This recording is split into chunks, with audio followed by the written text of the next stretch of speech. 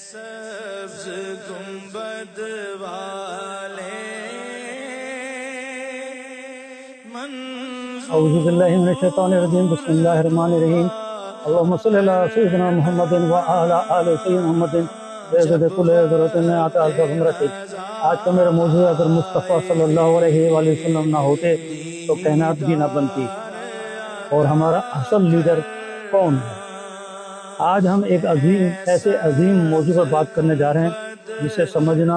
ہر مسلمان کے ایمان کا تقاضا ہے۔ اس پوری کائنات کا اصل مقصد اور مرکز ہمارے پیارے آقا صلی اللہ علیہ وآلہ وسلم ہے۔ ہم دنیاوی لیڈروں کے پیچھے دوڑتے ہیں، ان سے محبت کرتے ہیں، ان کے نعروں پر جان دینے پر تیار ہو جاتے ہیں، مگر جن کے صدقے پوری کائنات بنی ہے ان کے ساتھ ہمارا تعلق کیسا ہے؟ کہ ہم نے نبی کریم صلی اللہ علیہ وسلم کو اپنا اصل لیڈر مانا ہے؟ آئیے دل سے غور کریں۔ ہم مسلمان بہت خوش نصیب امتی ہیں،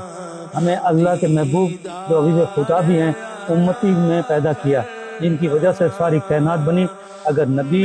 صلی اللہ علیہ وآلہ وسلم کو نہ پیدا کرنا ہوتا اللہ تعالیٰ یہ ساری کائنات بھی نہ بناتا، جیسے اس حدیث مبارک میں موجود ہے جو المستدرک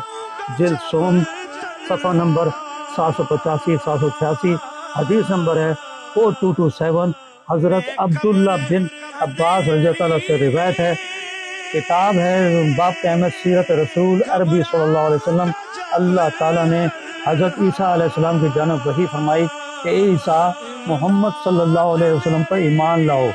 اور اپنی امت کو حکم دے دو کہ ان میں سے جو ان کو پائے وہ ان پر ایمان لائے۔ اگر محمد صلی اللہ علیہ وسلم نہ ہوتے تو میں آدم علیہ السلام کو بھی پیدا نہ کرتا، اور محمد صلی اللہ علیہ وسلم نہ ہوتے تو میں جنت کو پیدا نہ کرتا، اور میں نے عرش کو پانی پر بنایا تو وہ ہلنے لگا، تو میں نے اس پہ لا الہ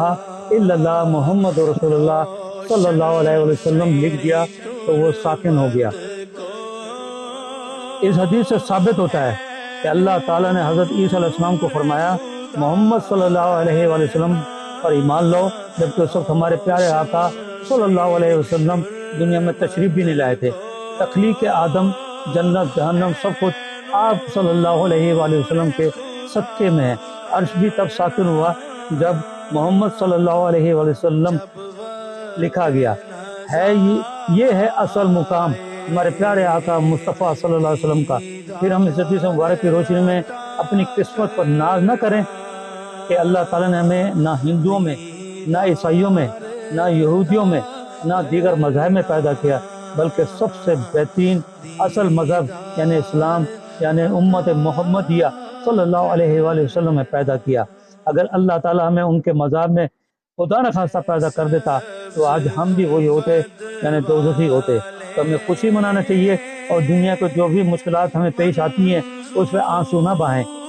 نہ پریشان ہو، بلکہ خوش ہو کر اللہ کا شکر ادا کریں، کیونکہ یہ سب مشکلات بھی ہمارے گناہوں کا دھو دیتا ہے امتی محمدی ہونے کی وجہ سے۔ اور خوش رہیں کہ اللہ تعالیٰ نے کائنات کی سب سے بڑی ہستی، سب سے بڑے محبوب جو حبیب خدا کا امتی بنایا، یعنی جنتی بنایا۔ اتنی بڑی نعمت عطا کی ہمارے پیارے آقا صلی اللہ علیہ وسلم کا ہر امتی ہر حال میں جنت میں جائے گا، چاہے اس نے کوئی بھی گناہ کیا ہو، لیکن منافق نہیں ہونا چاہیے،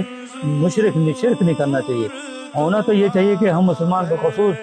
جو اس خطے کے مسلمانوں کو اللہ کا شکر ادا کرنا چاہیے، اور ہمارے پیارے آقا صلی اللہ علیہ وسلم پر دن رات درود و سلام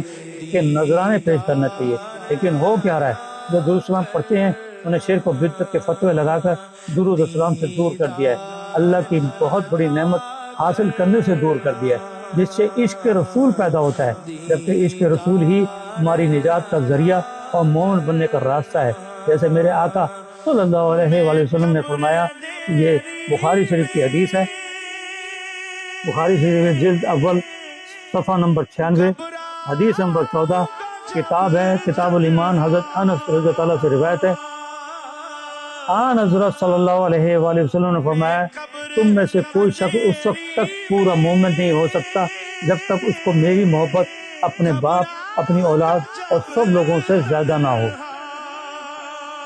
اس حدیث سے صاف ظاہر معلوم ہوتا ہے کہ اگر مومن بننا ہے یعنی ایمان مکمل کرنا ہے تو اپنے ماں باپ، اولاد سے زیادہ ہمارے پیارے آقا صلی اللہ علیہ وآلہ وسلم سے محبت کرنا ہے۔ لیکن ہو کیا رہا ہے، ہم دعویٰ تو بہت کرتے ہیں کہ نبی صلی اللہ علیہ وسلم کی محبت کا درود سلام کی محفل بھی کرتے ہیں، لیکن دل میں دنیا کی محبت وسائی ہوئی ہے، لیکن دعویٰ کا اظہار عملی طور پہ نظر نہیں آتا۔ ہونا تو یہ چاہیے کہ ہم دنیا کے تمام رشتوں سے زیادہ ہمارے پیارے آقا صلی اللہ علیہ وسلم کی محبت کا عملی طور پہ اظہار کریں، لیکن زبان سے اقرار تو کرتے ہیں، لیکن دل میں دنیا کے لوگوں کی محبت وسائی ہے، اس کے لیے مارنے مرنے پر اتر جاتے ہیں، لیکن جب ناموس رسالت صلی اللہ علیہ وآلہ وسلم کی بات ہوتی ہے تو خاموش ہو جاتے ہیں۔ پھر محبت کہاں چلی جاتی ہے؟ وہ تو کہیں نظر ہی نہیں آتی۔ اب سوچیں، آج ہم جس طرح اپنے لیڈروں سے، جنابی شخصیت سے محبت کرتے ہیں، اپنے لیڈر اور جنابی شخصیت کے خلاف کوئی بات سننے کو گوارا نہیں ہو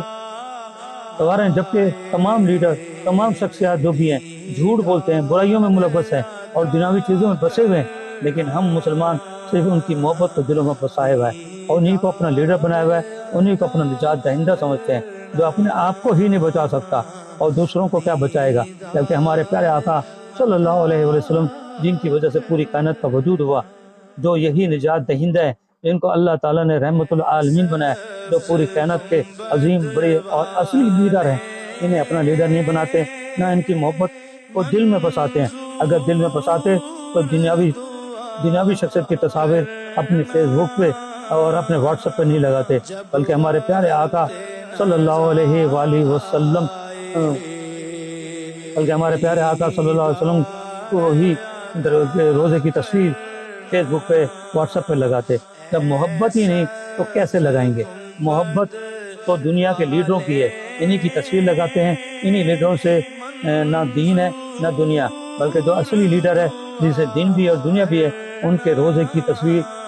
دور دور تک نہیں ہے۔ جو دل میں بستا ہے وہی سامنے آتا ہے، تو ہم سب کے سامنے ہے۔ اللہ ہم سب کو توفیق دے کہ ہم اپنے پیارے آقا صلی اللہ علیہ وآلہ وسلم کی محبت کو دل میں بسائیں اور اپنے اصلی لیڈر سے دل سے تسلیم کریں۔ اس میں ہماری کامیابی اور اسی میں ہماری نجات ہے۔ دنیا کے ہر لیڈر، ہر حکمران، ہر نظام کا وقت محدود ہے، مگر نبی صلی اللہ علیہ وسلم قیامت اور قیامت کے بعد تک کے لیے اگر ہم ان کو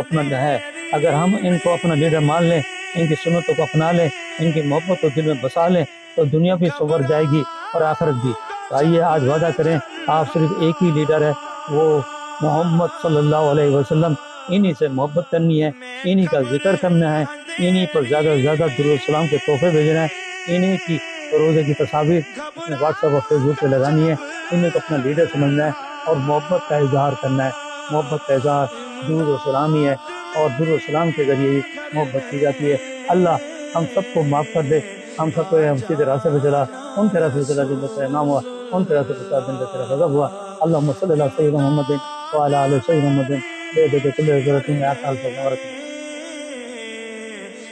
جانا حبیب اللہ روشن